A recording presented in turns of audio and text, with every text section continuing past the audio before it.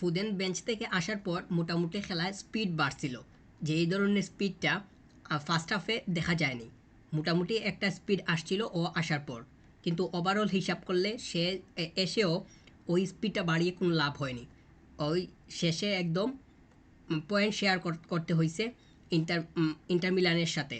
মানে UEFA champions লিগের league ফেজের প্রথম ম্যাচ নতুন সিজনের পয়েন্ট শেয়ার করে সিজন শুরু করছে ইন্টার মিলান এবং ম্যানচেস্টার সিটি। তো পয়েন্ট যথেষ্ট পরিমাণ আমার কাছে মনে হয়েছে যে খেলায় প্রাণ নাই ম্যানচেস্টার সিটির। তারা যেই রকমের প্রত্যাশা ছিল, মানে প্রত্যাশা করছিলাম, কিন্তু সেই রকম তাদের মধ্যে মানে দেখা যায়নি। অন্যদিকে যদি ইন্টার মিলানকে নিয়ে বলি, লাউতারো মার্টিনেজকে তারা বেঞ্চে বসিয়ে রাখছে, সুস্থ, একদম ইনজুরি ফ্রি। সে যথেষ্ট ভালো পারফর্ম করতেছে, ন্যাশনাল টিমেও পারফর্ম করে আসছে, বর্তমান সময়ে পারফর্ম ওভারঅল ভালো। তবুও তাকে বেঞ্চে বসিয়ে রাখছিল। পরে বেঞ্চ থেকে এসে সে মিনিট খেলছে, কিন্তু সে ঠিকঠাক মতো দাঁড়ানোর আগেই শেষ হয়ে গেছে খেলা। একটা শ্যুট করছিল, কিন্তু ওইটা ওইভাবে এত ডেঞ্জারাস ছিল না। তো ওভারঅল যদি বলি, দুই টিমেরই খেলার মধ্যে আমার কাছে মনে হয়েছে যে ওভারঅল হিসাব অনুযায়ী কোনো ধরনের খেলা ওই ধরনের কোনো মানে স্ট্রংনেস বা কোনো প্রাণ যেটাকে বলা হচ্ছে এটা পাওয়া যায়নি। বিশেষ করে ম্যানচেস্টার সিটি, তারা অনেক বেশি অ্যাটাক করছে, বুড়ি বুড়ি অ্যাটাক, কিন্তু কিছুই হয়নি। দুই সাইড থেকে অনেক বল সাপ্লাই হয়েছে বক্সের ভেতরে, কিন্তু কাজের কাজ হয়নি। আর আলাদাভাবে যদি বলি, ইন্টার মিলানের গোলকিপার সুমার, তাকে নিয়ে তো প্রশংসা করতেই হয়। মোটামুটি সব ধরনের বল সে আটকিয়ে দিছে, মানে তার কারণে আর ভেতরে ঢুকার কোনো ধরনের সুযোগই পায়নি। তো তার প্রশংসা না করলেই নয়, সে যথেষ্ট সলিড ছিল, আর সলিড ছিল বলেই এই সাইডটা যথেষ্ট টিক ছিল। আর গুন্দোগান, তার চেষ্টার কমতি ছিল না। মাঝখানে যেই রকম তার কন্ট্রিবিউশন ছিল, বক্সের ভেতরেও ওই রকম ছিল, কিন্তু গোল পায়নি। হেড করছিল, কিন্তু সেটা হয়ে ওঠেনি। তো ওভারঅল হচ্ছে পয়েন্ট শেয়ার করা হয়েছে, কিন্তু ম্যানচেস্টার সিটি যদি তারা তাদের মতো করে খেলতে পারতো, মানে আজকের ম্যাচে তো আমার কাছে মনে হয়েছে যে খেলা ঠিকঠাক মতো তারা মানে খেলতে পারতেছেই না। তবে মূল এই কারণেই তারা গোল পায়নি। হল্যান্ড, সে যথেষ্ট পরিমাণ চান্সই ক্রিয়েট করে নিতে পারেনি, বা স্পেস ওইভাবেই পায়নি যে সে কিক করবে। ইন্টার মিলান যথেষ্ট সলিড খেলতেছে, ম্যানচেস্টার সিটি এর আরও অ্যাটেনশন বাড়ানোর দরকার বলে মনে করতেছি। আর অ্যাটাকগুলো আরও জোরালোভাবে আগাতে হবে। মাঝখানের অংশটা থেকে তারা খেলাটা বিল্ড আপ করার ট্রাই করতেছে ফার্স্ট হাফে, কিন্তু সুযোগ তৈরি হইতেছে, দুই পাশ থেকেই বল যাইতেছে, কিন্তু কাজের কাজ মানে করা যাচ্ছে না। কেভিন ডিব্রুইনা, সে তাকে অনেক বেশি ক্লান্ত মনে হইতেছে, আর সে ইনজুর্ড হওয়ার প্রতি এরকমও মনে হইতেছে। আর একটা যদি ব্যথা পায়, তাহলে দেখা যাবে যে সে মাঠ থেকে মানে তাকে উঠিয়ে নিতেও হবে, এরকম মনে হইতেছে আর কি। আর আর্লিং হল্যান্ডের কাছে অনেক সুযোগ আসতেছে, মোটামুটি বলা যায় যে সুযোগ একটা হেড করছে, কিক করতেছে, কিন্তু গোলের কাছাকাছি কিংবা ডেঞ্জারাসভাবে ওই রকম হইতেছে না। তবে ওই রকম হওয়ার জন্য আমার কাছে মনে হইতেছে যে তার কাছে আরও ক্রস পাঠানো দরকার। সাবিনহো, সে ক্রস করতেছে, মানে একটা ঠিকঠাক মতো ছিল। তো ওই রকম ক্রস আরও কয়েকটা মানে ভালোভাবে 4-5টা যদি আসে তার কাছে, আমার কাছে মনে হয় যে আর্লিং হল্যান্ড একটা গোলে কনভার্ট করার সুযোগ থাকবে। মানে আর্লিং হল্যান্ডের হেডিং, মানে যে সে যতটুকু লাফ দিয়ে উঠে, জাম্পিং কোয়ালিটি, এইটা তার খুবই ভালো। আজকে একটা হেড করছে এখন পর্যন্ত ফার্স্ট হাফে 45 মিনিটসের ভেতরে।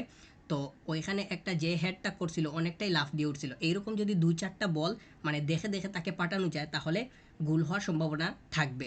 ফার্স্ট হাফে গোল হয়নি। ইন্টার মিলান তারা একদম নিচ থেকে দেখে দেখে তারপরে আগাইতেছে। তারা হুট করে যে এটাকে যাইতেছে এরকম না, কাউন্টারে যাওয়ারও চেষ্টা করতেছে।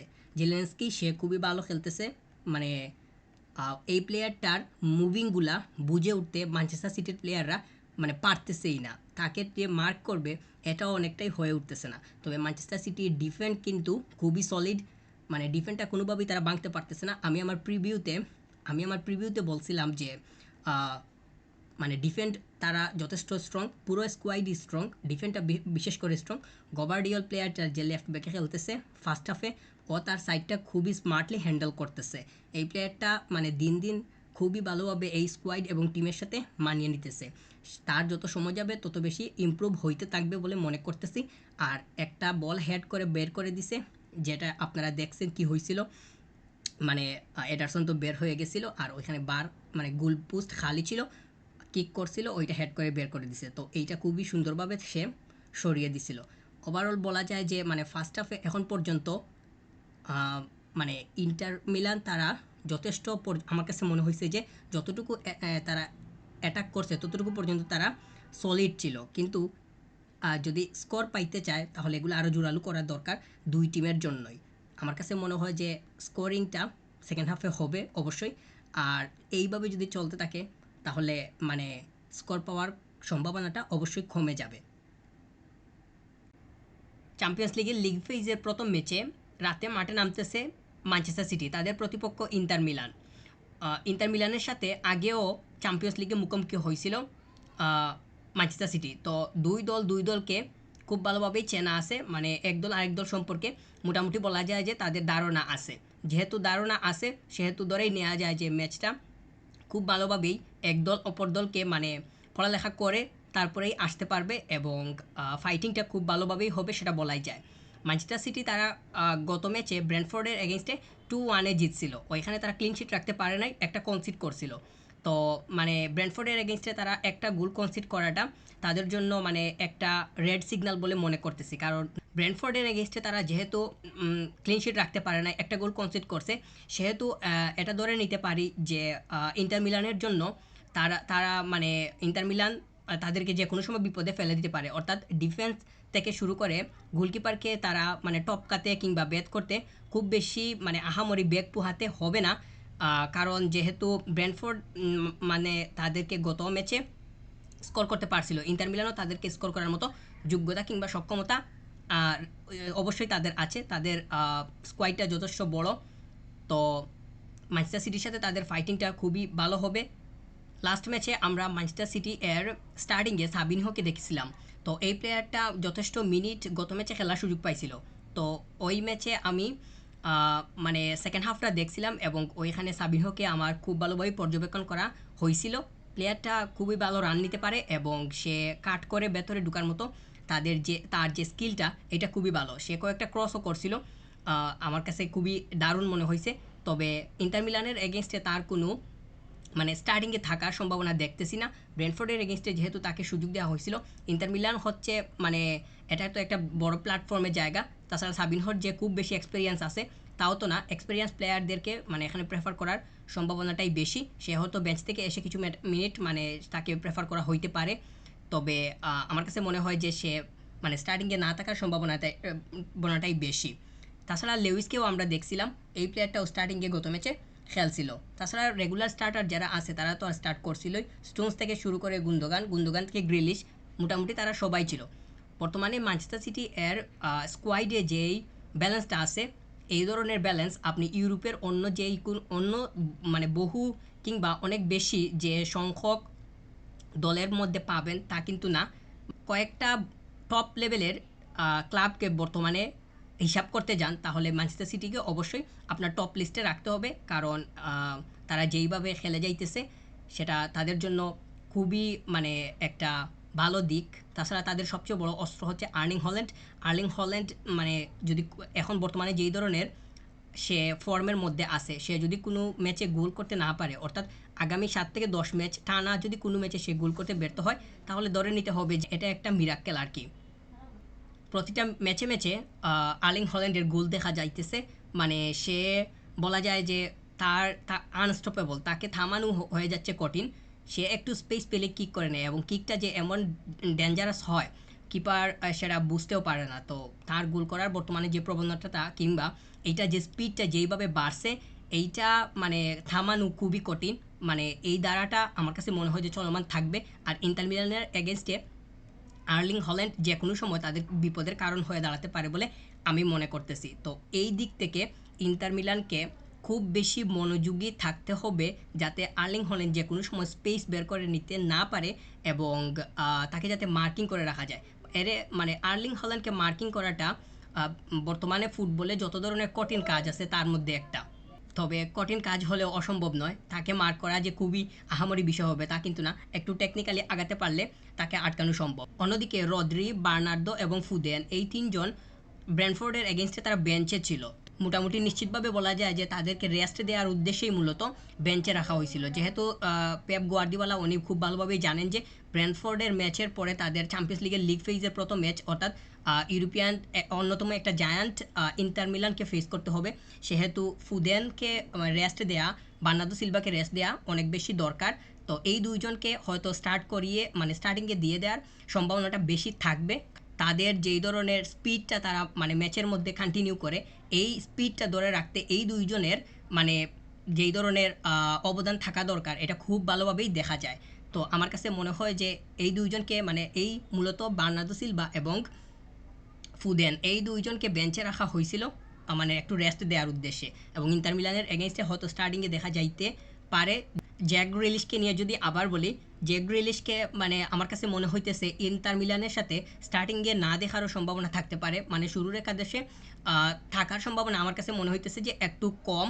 তবে মানে সে তার যেহেতু যথেষ্ট মানে এক্সপিরিয়েন্স আছে, তাছাড়া সে অতীতেও চ্যাম্পিয়ন্স লিগে অনেক ম্যাচ খেলে আসছে, সেহেতু লেফট উইং সাইডটাতে সে তো কন্টিনিউ করে, তাহলে ওইখানে তাকে দেখা যেতে পারে। তবে আমার কাছে মনে হইতেছে যে সে হয়তো থাকবে না। তবে সে না থাকলেও যে তাদের খুব বেশি সমস্যা হবে তা কিন্তু না। যথেষ্ট ব্যাকআপ আছে। পেপ গার্দিওলার জন্য সাবস্টিটিউট করা কিংবা কোনো প্লেয়ারকে বসিয়ে রেখে বা সরিয়ে রেখে অন্য একজনকে দিয়ে সেটা কাজ চালিয়ে নেওয়াটা ওনার জন্য খুব আহামরি কোনো কঠিন কাজ নয়। এটা খুব সচরাচর আমরা দেখতে পারি যে উনি যে কোনো প্লেয়ারকে মানে যে কোনো সময় সাব করাতে উনি দুইবার ভাবেন না। ওনার যথেষ্ট পরিমাণ মানে ভালো ব্যাকআপ ওনার বেঞ্চে আসে, ওইটাকে তিনি ঠিকঠাক মতো ইউজ করতে পারেন। তো এই বিষয়টা জ্যাক গ্রিলিশের ক্ষেত্রে আজকে ইন্টার মিলানের এগেইনস্টে হওয়ার সম্ভাবনা থাকবে বলে আমার কাছে মনে হচ্ছে। গত ম্যাচে ব্রেন্টফোর্ডের এগেইনস্টে এডারসন যেহেতু একটা গোল কনসিড করছে, আমি তো ফার্স্ট হাফে মানে খেলাটা দেখি নাই, ফার্স্ট হাফে গোলটা হয়েছিল মানে তারা প্রথমে গোলটা করছে ব্রেন্টফোর্ড। তো গোলটা কীভাবে হয়েছিল সেটা আমি সঠিকভাবে বলতে পারছি না, কিন্তু কিংবা ব্যাখ্যা করতে পারতেছি না। তবে আমি এইটা বলতে পারি যে এডারসন যেহেতু একটা গোল কনসিড করছে, সেহেতু মানে তার ইন্টার মিলানের এগেইনস্টে খুব বেশি ভালোভাবে ফোকাস রাখা দরকার হবে। গত ম্যাচে যেহেতু সে গোল কনসিড করছে, তার মানে একটু কঠিনভাবে তাকে শ্যুট করতে পারে, তাহলে সেটা হয়তো মিস হয়ে যাওয়ার সম্ভাবনা থাকতে পারে। যেহেতু সে লাস্ট ম্যাচে একটা কনসিড করে আসছে, তো কনসিড করার মানে একটা প্রবণতা থাকলে সেটা পরবর্তীতে ঘটে যাওয়ারও সম্ভাবনা থাকে আর কি। তো এইটা আমি বলতে পারি। আর এডারসনকে মানে এডারসন তো ক্লাব ছেড়ে চলে যাওয়ার একটা মানে গুঞ্জন ছিল। সে যেহেতু আসে, তার তার তো অবশ্যই পারফর্ম ভালো।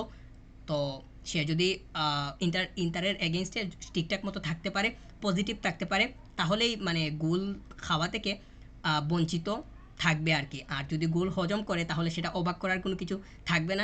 ম্যানচেস্টার সিটির ডিফেন্স কিন্তু খুবই স্ট্রং, মানে তাদের তো পুরো স্কোয়াডটাই স্ট্রং, কিন্তু ডিফেন্ডের জায়গাটা জন স্টোনস থেকে শুরু করে ম্যানুয়াল আকনজি, তারা কিন্তু খুবই মানে এক ধারাবাহিকভাবে খেলে যাইতেছে। মানে একজনের সাথে আরেকজনের যে আন্ডারস্ট্যান্ডিংয়ের বিষয়টা সেটা একদম বটম লেভেলে। তো এই বিষয়টা তাদেরকে খুব ভালোভাবেই মানে সাহায্য করতেছে পুরো নিচ থেকে খেলাটা বিল্ড আপ করার জন্য। আমার কাছে একটা জিনিস খুব ভালোভাবেই মানে মানে দেখতে পাই যে মাঠে এমন কোনো জায়গা বাকি নাই যেই জায়গাতে ম্যানচেস্টার সিটি তারা খেলে না। অর্থাৎ মানে প্রত্যেকটা কর্নার থেকে শুরু করে প্রত্যেকটা কর্নার, প্রত্যেকটা ম্যাচ মানে সব জায়গাতেই তাদের বিচরণ আছে। মানে খেলাটাকে বিল্ড আপ করার জন্য যতটুকু জায়গার প্রয়োজন হয় সবটাকে তারা ব্যবহার করার চেষ্টা করে। তারা বেশিরভাগ সময়ই যখন তারা বিল্ড আপ করার চেষ্টা করে তখন একদম তাদের বক্স থেকে শুরু করে আস্তে আস্তে আগায়। তো ওইখানে তখন ডিফেন্ডের ব্যবহারটা খুব বেশি দেখা যায়, এটা খুবই স্বাভাবিক বিষয়। তো আমার কাছে মনে হয় যে মানে তারা যদি সলিড রাখতে পারে তাহলে ইন্টার মিলান তাদেরকে ভাঙতে অর্থাৎ ডিফেন্সকে ভাঙতে অনেক বেশি ব্যাগ পোহাতে হবে। তবে ইন্টারের স্কোয়াডটাও যথেষ্ট ভালো। তাদের তো স্ট্রাইকিং পজিশনে লাউতারো মার্তিনেজ সে থাকবে, সে তো তাদের ক্যাপ্টেন। লাউতারো মার্তিনেজ বর্তমানে খুব বেশি ফর্মে আছে, তাকে তো আমরা দেখছিলাম ইন্টারন্যাশনাল ডিউটিতে সে খুবই ধারণ করছে।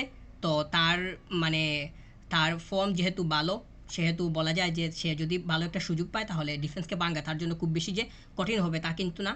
কারণ তার যেই ধরনের মানে মনোভাবে আসে, তার মেন্টালিটি বর্তমানে যেই পর্যায়ে আসে সেই পর্যায়ের সাথে মানে মিলাতে গেলে দেখা যায় যে এই ধরনের ডিফেন্স ভাঙা তার জন্য খুব বেশি কঠিন হবে না। সে যদি অফ ফর্মে থাকতো বা তার যদি একটু নড়বড়ে অবস্থা দেখা যাইতো, সেই কি থাকতো এইরকম যদি হইতো তাহলে হয়তো ভিন্নভাবে একটু ব্যাখ্যা করা যাইতো আর কি।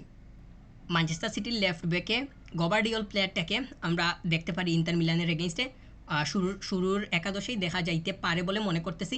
এই প্লেয়ারটাকে নিয়ে আমি আগে বলছিলাম, এখন যদি একটু বলি, এই প্লেয়ারটা ম্যানচেস্টার সিটিতে আসছে সেটা খুব বেশি দিন হয় নাই, সে এসে খুব ভালোভাবেই এই দলের সাথে মানিয়ে নিছে, যেটা তার জন্য খুবই একটা পজিটিভ দিক। কারণ প্লেয়াররা যখন দলে আসে তখন মানিয়ে নিতে একটু সময় লাগে, কিন্তু সেই যেভাবে তাদের সাথে মিলিয়ে খেলতেছে, প্রত্যেকটা প্লেয়ারের সাথে তার কানেক্টিভিটি খুবই স্ট্রং, খুবই ভালো। তো এইটাও মানে ম্যানচেস্টার সিটির জন্য একটা বাড়তি সুবিধা এই কারণে প্লেয়ারদেরকে যথেষ্ট মানে সে আসার পর থেকেই অন্যদের সাথে মানিয়ে নিতে পারছে এবং তার পারফরমেন্সটা বের হয়ে আসতেছে। এটা তো অবশ্যই সুবিধার বিষয়, তাই না? কেভিন ডি ব্রুইনেকে নিয়ে আলাদাভাবে বললে মানে এটাই বলতে পারি যে সে একজন রেগুলার সলিড পারফর্মার। সে যে যখনই মাঠে থাকে তখনই তার পারফর্ম এমনিতেই বের হয়ে আসে। আর ইন্টারের এগেনস্টে তার মানে এক্সিস্টেন্সটা খুব বেশি মানে প্রভাব ফেলবে, কারণ সে যদি সলিড থাকতে পারে তাহলে দেখা যাবে যে মিডিয়ার কন্ট্রোলিংটা ম্যানচেস্টার সিটির কাছে অনেকটাই চলে আসতেছে। আর এটা তো মানে কেডিবি সে প্রায় করে থাকে, তার মাঝখানে থাকার যে উপস্থিতিটা, এইটা ম্যানচেস্টার সিটিকে অনেক বেশি হেল্প করে তাদের যে খেলাটা বিল্ড আপ করতে। মানে মাঝখানে বলটা রেখে যদি তারা মানে মাঝখানে বলটা রাখতে চায় তাহলে কেভিন ডি ব্রুইনের কাছে দেখা যায় যে অনেক সময় তারা মানে ভরসা রাখতেছে। তো কেডিবি সে যদি পজিটিভ থাকতে পারে তাহলে বলা যায় যে মাঝখানের জায়গাটা তার দ্বারাই অনেকটাই কন্ট্রোল করা সম্ভব হবে। তাছাড়া রদ্রি তো আর আছেই, এই দুইজন যদি মানে সঠিকভাবে তারা দাঁড়াতেই পারে তাহলে ইন্টারের জন্য এটা ভয়াবহ হয়ে দাঁড়াবে। পরিশেষে বলতে চাই, ম্যাচটা উভয় দলের জন্য হাড্ডাহাড্ডি হবে। কাউকে মানে একটু কম রেখে কাউকে একটু বেশি রেখে এইভাবে দেখতে পারতেছি না। মানে দুইটা দলই তাদের নিজেদের জায়গা থেকে যথেষ্ট স্ট্রং এবং তারা মানে রেগুলার পারফর্মার প্রত্যেকটা দলই। এই দুইটা দলই যখনই চ্যাম্পিয়ন্স লিগে আসে তখনই তাদের আধিপত্য থাকে। তো এই বিষয়টা মানে দুইটা যেহেতু তারা একদম শুরুতেই দুইটা বড় বড় দল মুখোমুখি হয়ে যাচ্ছে, তাহলে এখানে মানে একজনকে কম রেখে বেশি রেখে এইভাবে বলার আসলে কোনো সুযোগ দেখতেছি না। দুইটা দলই আমার কাছে মনে হচ্ছে যে 50-50। ফার্স্ট হাফটা খুবই ইম্পর্ট্যান্ট। যদি ফার্স্ট হাফে এই দুই দলের মধ্যে অর্থাৎ ম্যানচেস্টার সিটি এবং ইন্টার যে কোনো টিম যদি লিড নিয়ে নিতে পারে তাহলে সেকেন্ড হাফে গিয়ে দেখা যাবে যে ফার্স্ট হাফের লিডটা তাদেরকে অনেক বেশি মোটিভেট করতেছে তাদের স্ট্রং জায়গাটা ধরে রাখতে। তো আমার কাছে মনে হয় যে ফার্স্ট হাফে যদি স্কোর করা যায় তাহলে পরবর্তীতে অনেক বেশি স্বস্তিতে থাকা সম্ভব।